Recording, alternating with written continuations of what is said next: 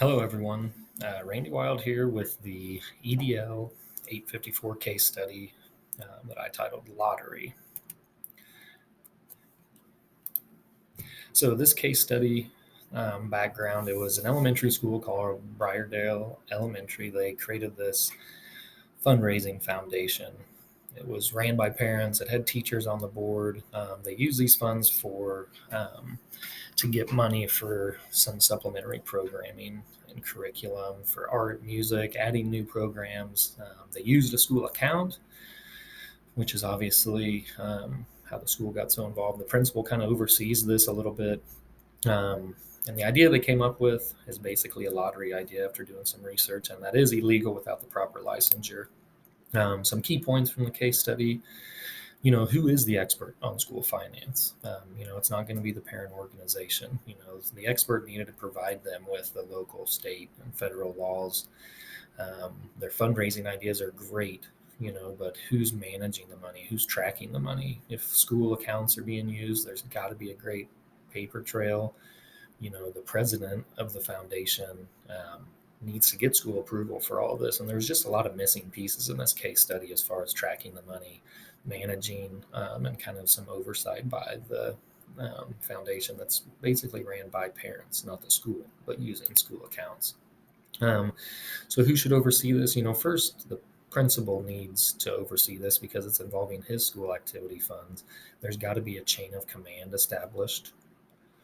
That's the first thing. You've got to inspire teachers to be involved. You've got to, after the president was elected and they elected Mr. Barley, is there teacher reps on there? And there was a teacher on there. But are they the expert in these things? Who's checking the state, local, and federal laws? And again, the paper trail with the school account has to be great, and it has to be able to pass an audit. And so I just don't think this foundation and the way it was organized and overseen that ethical practices were being practiced. So, some legal considerations, was there ever district approval made? They talked about fundraising, but was the state and federal law ever considered? Did anybody know that this was a form of gambling? Purchasing raffle tickets in hopes of winning cash prizes, is gambling. It's defined by state and federal law as gambling, as a lottery.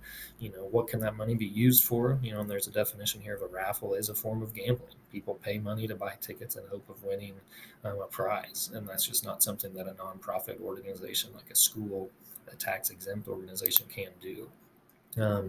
Another definition of charitable raffle means a raffle conducted by a nonprofit, so that's where the school comes involved. And those things can be found on federal websites. They can be found. KSDE has links to them as well to find some of these things. So parents and school employees at Briardale, there was a good mix. They had influence on school involvement, but the board of education, the superintendent, wasn't involved. Booster clubs are a great way to do things. It's a great parent organization, but maybe they need a separate account so that the school finances aren't so involved in these things. Parents complying with school law. Again, the principal, the board of education, the school lawyers, the superintendent, they're the experts on this. So somebody has to be directing these parent organizations when school accounts are being used. A simple call to KSDE could have solved a lot of these problems. And I think that, until the research is done, approval shouldn't be made at the building or district level. The council is just lacking knowledge of these things. And the parents, doesn't matter what they want to do and what they think. If a school account's being used, then those laws and ethical practices have to be followed. Who's responsible at Briardale? It really starts with the principal. It's his building, it's his account. He was kind of involved in finding the president of the council, this foundation, and being involved in it a little bit. So he's responsible. If outside accounts are used, sending money to the school and they can spend it as needed, that money is coming through the school. So school finance laws and guidelines have to be followed, and some higher approval needs to be seeked out. But ultimately, as the building leader, you're in charge of this specific account and all the data collection that goes into it. How could these funds be audited? You need to have a foundation chair and the principal with a building secretary where it starts, and they all three have to track the money, approve the spending, approve how it's being gathered, make sure all the proper district forms are being used. And then the district budget secretary clerk needs to be in charge of that. But there's got to be 100% reconciliation of all these records and receipts, especially with so much cash with these raffles usually being involved. Can't spend a dime until it's all gone through the school accounts. The Briardale principal, in my opinion, was 100% responsible, as I said. And if he wasn't purposely responsible, then it is negligence on his part. It's your building, they're your accounts. Mr. Barley got arrested at the end of the case study, but is the school going to be next? Are there going to be more legal repercussions coming? How to prevent this in the future? Again, the building leader needs to be more involved with this committee. He's got to give them some of these laws and ethical practices. He's got to have final approval from the district or state level. Develop a contact list for the council president, Mr. Barley. Give them a list of approved school fundraisers if they're going to be using the school accounts. How could this affect their budget next year? They may have to return all the proceeds. Some of these supplementary programs may not get funded. Are there going to be fines? These kids could miss out on some really neat things next year because of this oversight. They might have to do another fundraiser. Are they going to lose trust from the community? Is the community going to want to donate money to the school anymore? Those are all very important questions to ask. And how to ensure these funds, they get the proper ones in the school. Can they keep the proceeds? That was one of my big questions. The principal, needs to meet with the superintendent to see how much funding is available. How can we keep our current programs going as aligned? Maybe we need to prompt some new fundraising ideas. Encourage teachers to do that and be more involved in the district budgeting to see how funds are being allocated and where you might be able to get some more for your school. Allocating funds within the framework, there's grants out there. There's money that special ed and at-risk and CTE programs get, that are student and teacher-driven success plans, and it can only be spent in those areas. Maintenance gets a certain amount of money. Capital outlay can only be spent in a certain way. The school gets the per pupil funding, which some of that can go into those activity accounts to fund some supplementary programming. But a lot of this, like food service and transportation, is very specific on where it can be sent. So always checking local, state, federal regulations. There's no reason to make ill-formed decisions when there's resources that you can contact. Just contacting the state. Board of Education and district approval is a big deal, in my opinion, when principals are looking at ideas like these fundraisers, supplementary accounts, and trying to find programming for their school. And when you're spending it, it needs to support the school's mission statement, the district mission statement. There should be clarity with the community, staff members, students on how we're spending this money and why we're spending this money. I'm big on collaboration and communication, and everybody involved in this process, from the teachers to the council, the foundation, the principal, they all need to know the local, state, and federal laws about school finance. There's paper copies, online resources. Communicate to the staff how to practice these things.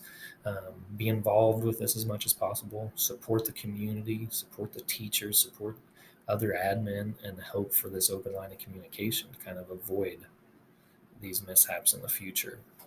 And then the checks and balance system, like we've learned throughout this class, there's got to be a checks and balance system on people handling money, organizing fundraisers, getting donations, spending money in the school. There's got to be a checks and balance system, again, to catch mistakes like these. How can I be a responsible steward of school funds? Gaining high approval is a big deal to me, and especially in this specific situation. Nobody at the board, district, or state level knew that this foundation in Briardale Elementary was doing this type of fundraiser. I've got to respect the collaborative process. I can't dictate everything, but I've got to be involved in it and educate them on it. I've got to make sure the fundraising and the funds align with the district and building level goals and needs. Communicating, like I said, to the state and federal level to check that we're doing things ethically, legally, and practicing good fundraising, and finding good ways to spend our money and legal ways to get that money to the school. If there's budget cuts, and that's something that's a very realistic possibility, you've got to advocate for a student-driven focus to spend that money. Maybe you have to trim some fat. We need to create a needs versus wants list. We need this now for the students or for the teachers, and we want this in the future, so let's plan for it. Limit the loss of staff as much as possible because loss of staff affects student learning and student success. What other ways can we get funding? I've got to be involved at the district level with the budget planning as much as I can. Finding different ways, grants, parent organizations, boosters, donations. How can we get more state and federal assistance into our building? Other resources, like I just mentioned, the grants are there. Grants can be written by multiple people in the district that can find ways to fund some programming, encourage parents to be involved, encourage fundraising, but ethical fundraising practices. What do we do with our donors? Do we need to hire a financial advisor to kind of help us pool our resources and get organized and see where we need money and can move some money? Um, Competing budget interests are tough times. And, you know, do we give teachers raises or do we keep our music in our classes? Do we cut school operating hours? Or do we have to cancel some professional development opportunity for our teachers?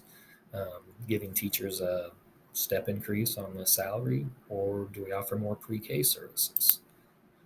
Promoting the student success and well-being, that's got to drive our decision. That collaborative process is huge to make sure students' needs are first. I've got to advocate as much as possible to keep the staff. I've got to align spending and decision making to make sure, again, it aligns with our goals, it aligns with student driven focus, but we have to comply with these state and federal laws, which again was just not done at Briardale with this lottery fundraiser. Student readiness. Are students ready? We're looking at ACT scores. We're looking at work key scores, the AccuPlacer scores. How many industry recognized certificates are we giving out? What's our attendance look like?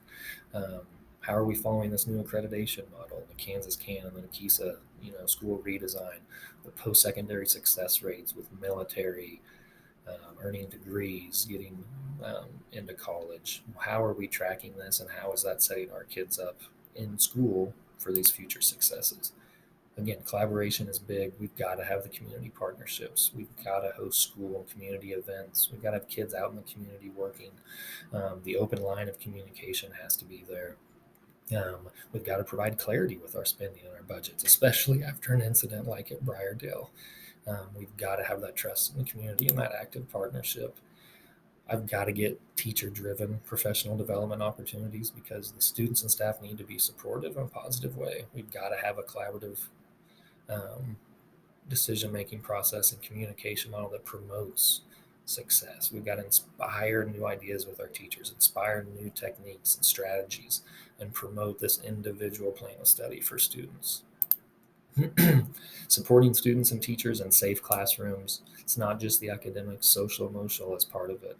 We've got to have a positive growth mindset, challenging new ideas. There's no fear of failure for this to drive really success for all of our students and teachers.